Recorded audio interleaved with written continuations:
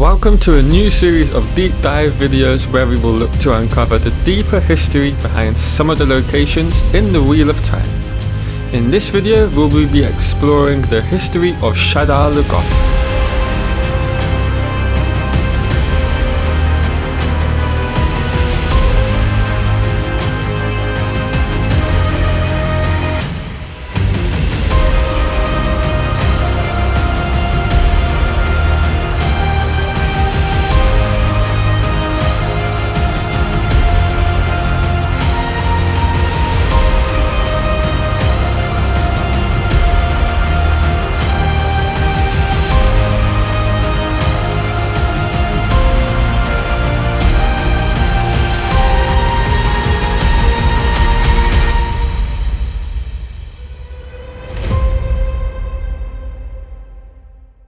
A note for all of those on their first read through of the Wheel of Time. This video will contain spoilers all the way up till Book 9 Winter's Heart, without going into the intricate details surrounding each of the plots. So for those of you that haven't finished Book 9 Winter's Heart, I suggest you come back to this video once you have. The story of Shadar Logoth is a sad one on all accounts. It's a story about a nation in its former guise as Aridhol ultimately succumbing to the relentless pressure of the shadow. But somewhat ironically, that very same darkness that the nation evolved into ended up playing a vital role in landing a defining blow against the Dark One by the time of its demise. But to understand the city which became known in the old tongue as place where the shadow waits, we need to travel back through time in order to understand how a city which had fought so intensely to destroy the shadow ended up evolving into an evil which was just as dark and sinister as that of the shadow they had fought. And so we begin our journey in 209 AB, some 200 years after the event known as the Breaking, where the male heir Sedai, who had become crazed after a taint had been placed on the male half of the One Power, began a path of destruction that, as a consequence, the world and much of its population ceased to exist, and much of the marvels from the Age of Legends were either forgotten, lost, or destroyed in the 300 years where the male channelers wreaked havoc across the land. This ushered in a period that is simply known as After Breaking, where 10 nations emerged out from the rubble of the Breaking to govern over the world. With the threat of Dark Friends, as well as the fear of Shadowspawn emerging from the Blight fresh in their minds, it was decided that the threat was far too serious for something not to be done, and thus they banded together and signed a mutual defense pact that would become known as the Compact of the 10 Nations. It has often been speculated that since many of the 10 nations had heir Sedai as queens, that it was they who played a significant role in the forging and signing of the Compact. And so for 800 years, the Compact held firm, and peace resided across the land. During this time, many great new cities were constructed by the famed Ogier stonemasons, and it was hoped that the world could return to its past glories. But around 1000 AB, the inevitable happened once more. Reports came from the north of increasing Trolloc raids through the mountains of Doom.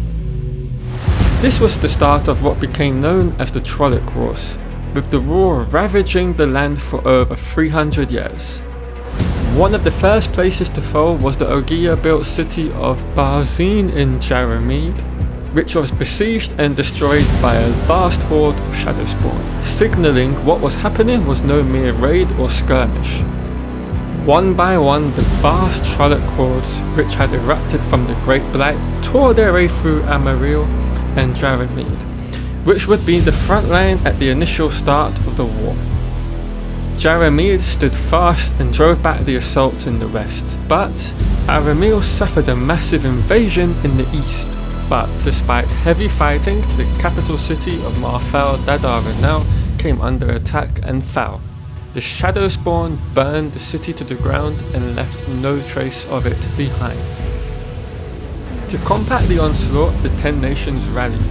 Distant nations raised fresh armies and sent them into the fray over a number of years. Aes Sedai were deployed to counter the Shadow's Dreadlords, dark friends which could also channel the One Power. Despite all the help from the nations, the Shadow's superior numbers ran out. Arameal collapsed, and soon the Shadow's armies surged into Almoren in the south and Coromanda and Aridhol in the southeast.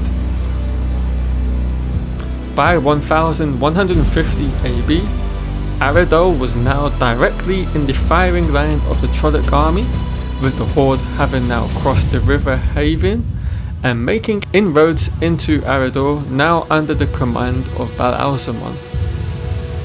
The Aridholian army was doing their best to keep the Trollocs at bay with their newly refined military arts, but unbeknown to the soldiers, privately King Baldwin Mayal was very much despairing the loss for any hope of victory for the forces of light, especially with his army being severely outnumbered. It was at this very moment during the war, when Aridhol's crumbling defence began to falter, did the king decide upon a series of cataclysmic events that would forever alter the course of Aridhol for generations to come. A mysterious man by the name of Mordeth made his way to Aridhol and became the counselor to the king during the war. This one trivial decision, this one moment in time, would go on to cause a chain of events which would have devastating consequences for the country.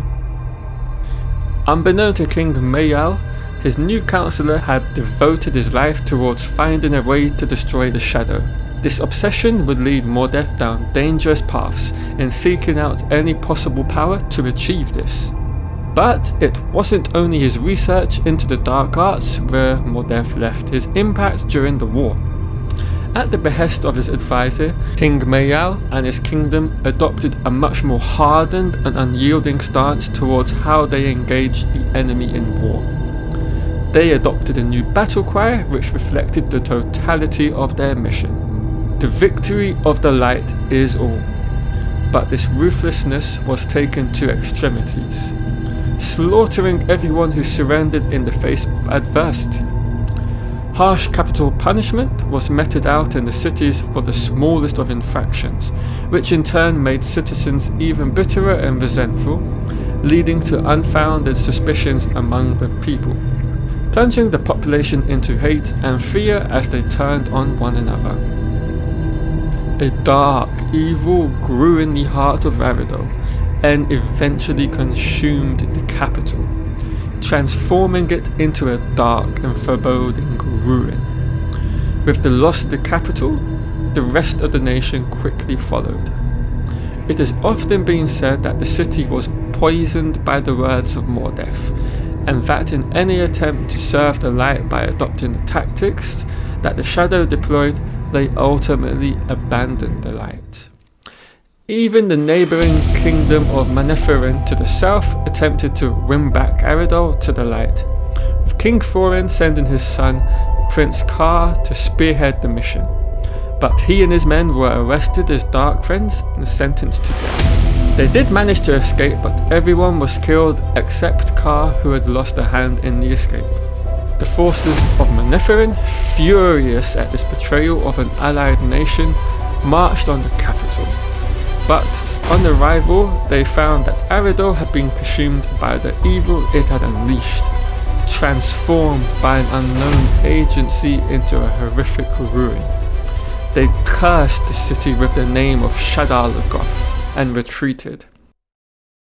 The evil which grew and completely consumed the city and its people has in more recent times taken the form of a silvery mist, which at night can be heard as well as seen, wandering the streets aimlessly, waiting for its next victims to walk into the city. The scope of Mashadar to this day remains unclear. It is as vast as Shadar Logoth itself, and can manifest in multiple locations at once.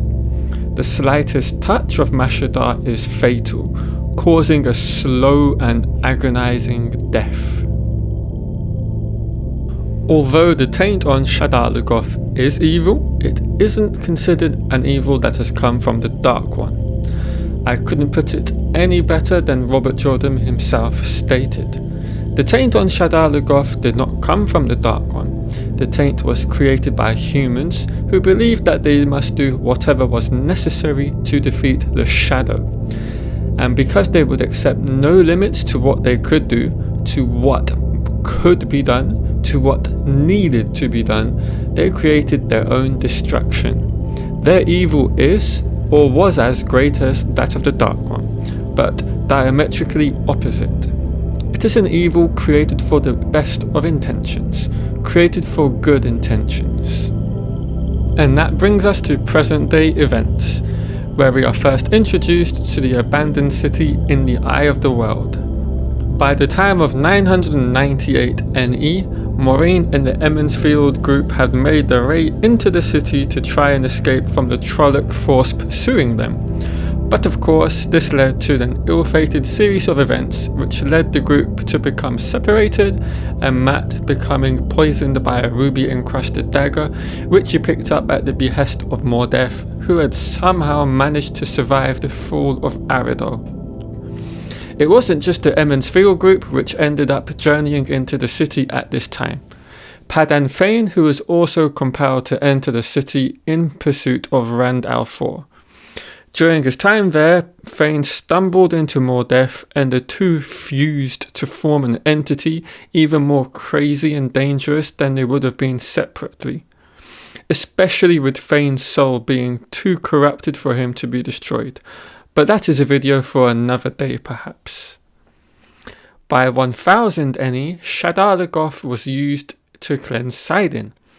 The enormous amount of the one power that was needed to do this acted as a beacon for every channeler in the Westlands, attracting many unwanted eyes and causing a battle between the forces of light and the Forsaken. The city was completely destroyed by this, and all that now remains of Shadar Logoth is a great hole in the ground. And that is the history of Shadar Logoth.